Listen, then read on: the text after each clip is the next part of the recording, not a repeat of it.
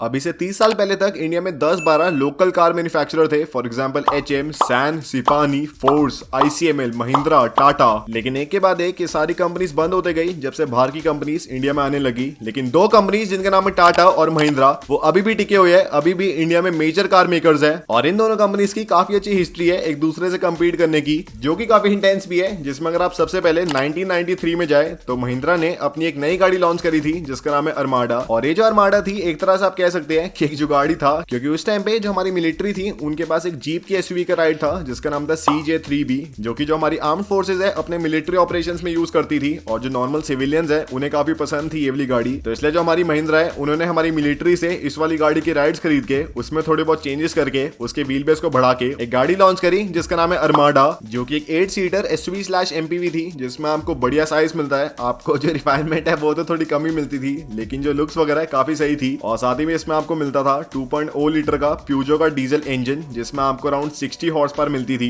पर लेकिन ये जो गाड़ी है काफी अनरिफाइंड थी, जिसमें जो इस गाड़ी की बॉडी है वो एक मेटल प्रेस में नहीं बनती थी, उसे ठोक ठोक के बनाते थे। और साथ ही में काफी ऐसे होता है ना कि असेंबल्ड सी गाड़ी है, वैसी थी। पर लेकिन इस गाड़ी की डिमांड काफी डिसेंट हो गई, तो इसलिए टाटा को लगा क्यों ना हम भी इस वाले सेगमेंट में अपनी गाड़ी लॉन्च करें। और उस टाइम जो टाटा है काफी ज्यादा बड़े थे एज कम्पेयर टू महिंद्रा। उनका साइज काफी बड़ा था, उनके पास ज्यादा टेक्नोलॉजी थी, ज्यादा बढ़िया एम्प्लॉयज थे, ज्यादा बड़ी फैक्ट्रीज थी और ज्यादा बढ़िया मार्केट रीच थी एज कम्पेयर टू महिंद्रा। जो कि आप कह सकते हैं कि जैसे आज इंडिया में फोर्स मोटर्स है वैसे उस टाइम पे इंडिया में महिंद्रा थी। तो इसलिए 1994 में एग्जैक्टली एक साल बाद टाटा लॉन्च करती है अपनी सूमो को, जो कि एक 10 सीटर एसयूवी होती है जिसमें आपको अरमाडा की तरह प्यूजो का डीजल इंजन मिलता है। लेकिन इस गाड़ी की जो फॉर्मेशन है मिलिट्री के तौर पे काफी डिफरेंट थी, क्योंकि जो अरमाडा है उसको जो मिलिट्री की जीप थी उसके राइड्स को खरीद के बनाया गया था, लेकिन जो सूमो है वो मिलिट्री को सप्लाई हो रही थी। और साथ ही में इस गाड़ी में आपको अरमाडा की तरह 4x4 और 4x2 दोनों वर्जन मिलते थे। और साथ ही में जो गाड़ी है काफी ज्यादा रिफाइंड थी एज कम्पेयर टू अरमाडा। इसकी अगर आप बॉडी लाइंस देखो, अगर आप इसकी लुक्स देखो, और इसलिए इस गाड़ी के जो सक्सेस है काफी तगड़ा हुआ, क्योंकि 3 साल बाद ही लॉन्च के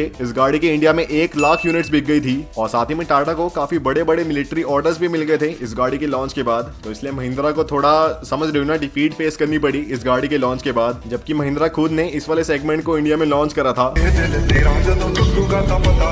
फिर 1994 के 2 साल बाद 1996 में सूमो डीलक्स लॉन्च हुई थी, जिसमें आपको थोड़ी नई लुक्स मिलती है, आपको थोड़ी डिफरेंट लाइट्स मिलती है। और फिर महिंद्रा को लगा हम क्यों पीछे रहे, उन्होंने लॉन्च कर दी 1998 में अपनी अरमाडा ग्रैंड, जिसमें आपको थोड़े और फीचर मिलते हैं। फॉर एग्जांपल आपको पावर विंडो मिलती है, आपको थोड़ी नई लाइट्स मिलती है, आपको नई बॉडी लाइन्स मिलती है। लेकिन इस गाड़ी में उस टाइम में तब भी वो मजा नहीं था जो कि टाटा सूमो में था, और तभी उस गाड़ी की जो पॉपुलैरिटी है एकदम बढ़ते जा रही थी, और जो अरमाडा है उसकी सेल कम हो रही थी। और पॉपुलैरिटी से याद आया कि हम कारवर्सल प्रोस की पॉपुलैरिटी काफी बढ़ रही है, और अगर आपको भी एक रियल कारवर्सल प्रो बनना है तो सब्सक्राइब कर लो। हमारे 5,70,000 सब्सक्राइबर हो गए, 6 लाख का एम है, 30,000 रहते हैं। तो दबा दो सब्सक्राइब वाला बटन, और मैं अभी वेट ही कर रहा हूँ, आप पहले दबाओ फिर आगे वीडियो को कंटिन्यू करेंगे।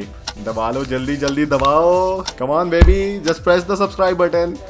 हाय क्रिंजी लग रहा है। फिर साल 2000 में मई 4 को टाटा लॉन्च करते हैं अपनी सूमो स्पेसियो, जो कि टाटा ने बनाई थी थोड़ी और सिटी लाइक लोगों के लिए, जिसमें इस गाड़ी की जो बॉडी लाइंस है, जो इस गाड़ी की हेडलाइट्स वगैरह है, उसमें चेंजेस करके इस गाड़ी को थोड़ी सिटी वाली गाड़ी के तौर पे बनाया गया था, ताकि जो सिटी वाले लोग हैं वो भी इस गाड़ी को परचेज कर पाए और ऐसा ना लगे कि ये गाड़ी सिर्फ गाँव के लिए बनी है। और इस गाड़ी में आपको उस टाइम में 65 हॉर्स पर मिलती थी, और इस गाड़ी का प्राइस था 4.9 लाख रुपीज एक्स-शोरूम इंडिया। और इसके एग्जैक्टली फिर 3 महीने बाद महिंद्रा लॉन्च करते हैं अगस्त 4 को, एग्जैक्टली 3 महीने बाद अपनी नई वाली बलेरो, जो कि अरमाडा का एक नया वाला वर्जन होता है, जिसमें आपको नई लाइट्स मिलती है, आपको नई बॉडी लाइन्स मिलती है। इस गाड़ी का प्राइस होता है 4.9 लाख रुपीज एक्स-शोरूम इंडिया, और इस गाड़ी में आपको 70 हॉर्स पर मिलती है। तो अगर आप देखो पावर भी ऑलमोस्ट सेम है जैसे आपको सूमो में मिलती है। जो सूमो का प्राइस था वो था 4.9 लाख रुपीज, इसका प्राइस है 4.98 लाख रुपीज। तो देख रहे हो इन दोनों ब्रांड्स में कितना ज्यादा छुरी वाला कॉम्पिटिशन था उस टाइम में। लेकिन अब जो हिस्ट्री है थोड़ी अलग थी, जिसमें पहले क्या हुआ था कि जो सूमो है उसकी सेल्स बढ़ते गई और जो अरमाडा है उसकी सेल्स कम होते गई। लेकिन इस टाइम में जो बलेरो है उसकी सेल्स बढ़ते गई और जो सूमो है उसकी सेल्स कम होती गई। और फिर 2005 तक जो बलेरो है उसका यूटिलिटी व्हीकल वाले सेगमेंट में ऑलमोस्ट 20% का मार्केट शेयर हो गया।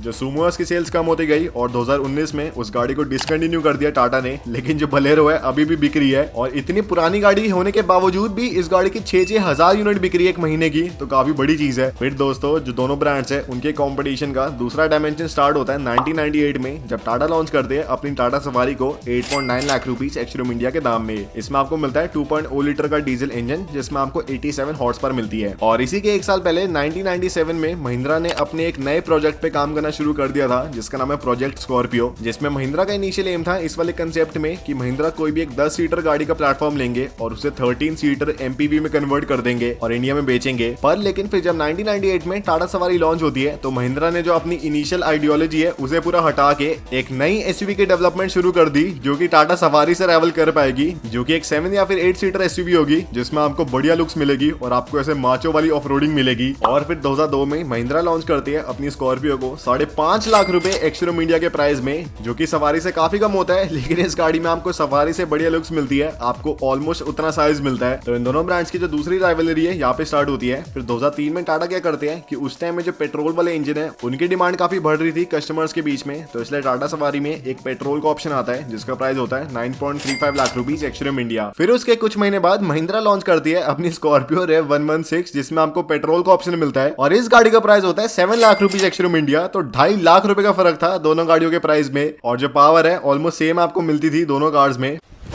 Emotional damage. फिर जो सफारी है उसकी सेल्स काफी कम होना शुरू हो गई क्योंकि दोनों कार्स में, सफारी में और स्कॉर्पियो में ऑलमोस्ट 2.5 लाख का डिफरेंस था उस टाइम में, और जो दोनों कार्स है सेम सेगमेंट की थी, इसलिए 2005 में टाटा लॉन्च करती है अपनी सफारी का एक नया फेसलिफ्टेड वर्जन जिसका प्राइस है 6.4 लाख रुपीज एक्स-शोरूम इंडिया, ताकि ये गाड़ी डायरेक्टली कम्पीट कर पाए महिंद्रा स्कॉर्पियो से। और अब इस गाड़ी में आपको नया इंजन मिलता है जिसमें आपको थोड़ी और पावर मिलती है और इसलिए 2006 में महिंद्रा लॉन्च करते हैं अपनी स्कॉर्पियो CRDE जिसमें आपको नया इंजन मिलता है, आपको नई लुक्स मिलती है और इस गाड़ी का प्राइस होता है 6 लाख रुपए एक्स-शोरूम इंडिया। तो भाई कितना गुस्सा चढ़ रहा होगा, सोचो भाई अभी गाड़ी लॉन्च करी और दूसरे ब्रांड ने अभी भाई अपनी भी लॉन्च कर दी, इतना बेकार लगता होगा। फिर तीसरी जगह जहाँ पे दोनों ब्रांड्स कंपीट करते हैं वो है 2007 में, जब फोर्ड ने जैगुआर लैंड रोवर को ऑक्शन करना या फिर बेचने का सोचा। तो इंडिया के जो दो ब्रांड्स थे जो कि इस वाले टेक ओवर में इंटरेस्टेड थे वो है महिंद्रा और टाटा, क्योंकि रिसेंटली क्या हुआ था उस टाइम पे कि दोनों ब्रांड्स काफी सारे इंटरनेशनल कार ब्रांड्स को एक्वायर कर रहे थे। फॉर एग्जाम्पल महिंद्रा ने रेवा को एक्वायर किया था और टाटा ने डेइवो को एक्वायर किया था, और जब ये ऑफर आया था जैगुआर लैंड रोवर की सेल का तो दोनों ब्रांड्स काफी इंटरेस्टेड थे, लेकिन बाद में जो महिंद्रा है उन्होंने बैक ऑफ कर दिया क्योंकि उन्हें लगा कि काफी एक बड़ा रिस्क होगा, क्योंकि उस टाइम में यूरोप में काफी सारे एमिशंस नॉर्म लगने शुरू हो गए थे, तो इसलिए गाड़ियों को वैसा बनाना काफी महंगा पड़ता। लेकिन टाटा हटे नहीं, उन्होंने इस वाले ब्रांड को एक्वायर किया और इस वाले डायमेंशन में टाटा जीत गए। फिर दोस्तों 2010 में टाटा अपनी एक नई गाड़ी लॉन्च करते हैं जिसका नाम है आर्या, जो कि एक लग्जरी टाइप एसयूवी थी जिसमें आपको बढ़िया फीचर मिलते हैं। फॉर एग्जाम्पल आपको जीपीएस मिलता है, आपको 6 एयरबैग्स मिलते हैं, आपको ऑल व्हील ड्राइव सिस्टम मिलता है, आपको 2.2 लीटर का डीजल इंजन मिलता है जिसमें आपको 320 Nm का टॉर्क मिलता है, आपको ESP मिलता है, आपको 6 एयरबैग्स मिलते हैं, मतलब जो गाड़ी है काफी अच्छी थी। और इस गाड़ी का प्राइस होता है 10.4 लाख रुपीज एक्स-शोरूम इंडिया। 2011 में महिंद्रा लॉन्च करते हैं अपनी XUV 500 जिसमें आपको जीपीएस मिलता है, आपको 6 एयरबैग्स मिलते हैं, आपको ESP मिलता है, आपको 2.2 लीटर का डीजल इंजन मिलता है जिसमें 320 Nm का टॉर्क होता है, और इस गाड़ी का प्राइस होता है 11.4 लाख रुपीज एक्स-शोरूम इंडिया। तो दोनों कार्स में आपको एक्जैक्टली सेम फीचर्स मिलते हैं, आपको सेम इंजन मिलते हैं, बस 1 लाख रुपए का प्राइस का डिफरेंस होता है, लेकिन जो XUV है उसकी थोड़ी बढ़िया लुक्स होती है और इसलिए इस वाली फाइट में जो महिंद्रा वो जीत जाते हैं, क्योंकि जो आर्या है उसकी सेल्स बढ़िया होती नहीं है, लेकिन जो महिंद्रा की XUV 500 है उसकी बहुत ही बढ़िया सेल होती है और इस वाले डायमेंशन में महिंद्रा जीत जाते हैं ऑफिशियली। फिर क्या होता है कि 2012 से पहले इंडिया का जो थर्ड बिगेस्ट कार मेकर है वो हमेशा टाटा रहते हैं, सेकंड पे Hyundai रहते हैं और फर्स्ट पे मारुति रहते हैं और फोर्थ पे महिंद्रा रहते हैं। लेकिन इस टाइम में 2012 में जो महिंद्रा है ऑफिशियली थर्ड इंडिया का बिगेस्ट कार मेकर बन जाता है इन टर्म्स ऑफ सेल्स। और इसमें रतन टाटा कहते हैं, I have a great respect for what Mahindra and Mahindra has been able to do. I also have a certain degree of sadness and shame that we have let that happen. और इस पे आनंद महिंद्रा कहते हैं, mister टाटा's comment is extraordinarily humble and generous. I take it as a pat on the back from the big brother. तो देख रहे हो थोड़ा बुरा लगा होगा टाटा को कि महिंद्रा उनसे आगे चले गए हैं। और यहाँ पे जो टाटा है वैसे तो बहुत ही सख्त थे, लेकिन यहाँ वो पिघल गए, लेकिन यार यहाँ में पिघल गए। फिर दोस्तों 2017 में टाटा लॉन्च करती है अपनी हेक्सा को, जो कि इस ब्रांड की एक नई MPV/SUV होती है जिसमें आपको ऑल व्हील ड्राइव सिस्टम मिलता है, आपको नई लुक्स मिलती है एडवांस ही, साथ ही में आपको बड़े बड़े अलॉयज मिलते हैं। और ये बनी होती है जो XUV 500 का नया एक अपडेटेड वर्जन है उससे राइवल करने के लिए, और इसका प्राइस होता है 11.9 लाख रुपीज एक्स-शोरूम इंडिया। और इसके एक साल बाद महिंद्रा लॉन्च करते हैं अपनी मराजो को, जो कि इस ब्रांड की एक नई MPV होती है, जो कि हेक्सा वाले सेगमेंट की नहीं होती, उससे थोड़ी छोटी होती है, लेकिन इसका प्राइस होता है 9.9 लाख रुपीज एक्स-शोरूम इंडिया।